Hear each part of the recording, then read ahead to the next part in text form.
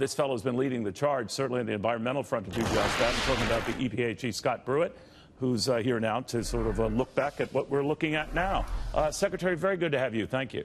Good to be with you, Neil. Good to be back. How much do you think this is built on regulatory relief, even the kind that you're pushing on the environmental front and within your agency? But what's driving this, you think? I think it's a big issue. I think you're right, Neil. As you look at our economic growth or lack thereof the last few years, tax policy, fiscal policy impacts that. But I think even more so is regulatory uncertainty, where you have agencies that are adopting rules and regulations in many areas of the economy, from finance to healthcare to energy and the environment, that creates uncertainty, where you have actions that are untethered to a statute, and those that are regulated don't know what's expected of them.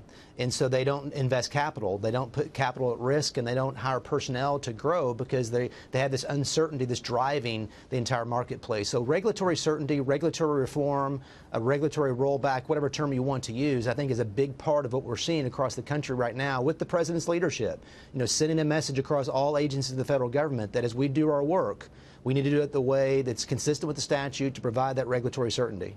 But, you know, Administrator, maybe given the fact that you oversee the EPA, they're saying your cutbacks, your rollbacks are the most worrisome. Not surprisingly, a lot of environmentalists have piled on you for wanting to, take a look back at the Clean Power Plan, say it was an overreach on the part of the prior administration to regulate greenhouse gases and the like.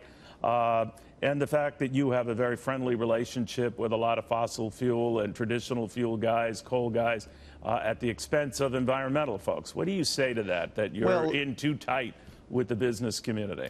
Neil, first and foremost, I think as we've spent time across the country, I've been in 25 plus states meeting with stakeholders, and I see those stakeholders as partners in the good work of achieving good environmental outcomes as opposed to adversaries. I mean, farmers and ranchers is an example with the Waters of the United States rule.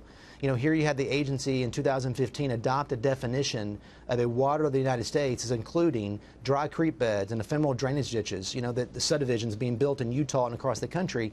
That created this uncertainty that I was talking about a minute ago. And to hear from those stakeholders and how it's impacted them on the ground, literally all over the country, that's the job of a regulator. You know, our job is to be informed in making good decisions on how we regulate to achieve good environmental outcomes, but also to do so consistent with the statute. So I think that process is the right process. But Neil, I think as we look at the overreach with the Clean Power Plan, a war on a sector of our economy. I mean, a week ago today, I was in Kentucky. Talking to folks there about the war on coal that the previous administration engaged in. It was a real war, and the president said the war is over, and that's what I was there to announce to those folks there. You shouldn't, as a regulator, you shouldn't engage in any kind of war on any sector of your economy. You should look at these issues, utility companies making decisions on stability, cost, using all forms of fuel, from natural gas to coal to renewables in the generation of electricity. But isn't it natural gas that has been the biggest competitor and threat to traditional coal, that you wouldn't even have to be doing any of this stuff? You let market forces prevail. In other words, that's the biggest burden that coal producers face, that the clean natural gas alternative that just rose and quickly became the new energy du jour in this country.